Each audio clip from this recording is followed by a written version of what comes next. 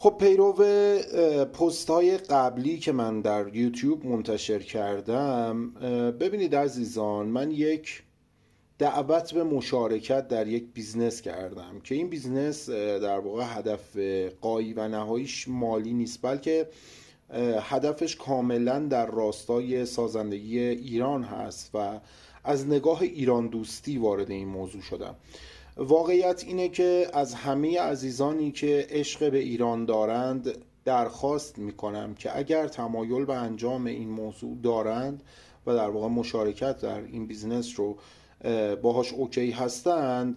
کامنت بذارن و خب پیج من رو سابسکرایب بکنن، برای عزیزانشون هم انتشار بدن و فارغ از هر گونه نگاهی که در بعد خارج از بعد فرهنگی، یعنی ابعاد سیاسی یا مسائل این تیپی هستش، و فقط نگاهشون به در راستای ایران سازی هست و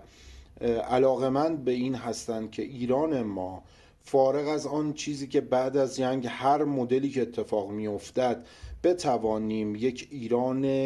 قدرتمند در زمینه های مختلف، باز تاکید میکنم خارج از بعد سیاسی باشد، وارد این مشارکت بشن و این بیزنس رو به نوعی اعلام بکنن که حاضرن در شرکت بکنن. خب به مرور زمان در پست‌های متعدد من به قولی اون مانیفستی که من مد نظر دارم، من منظورم یعنی ما تیمی که هستیم،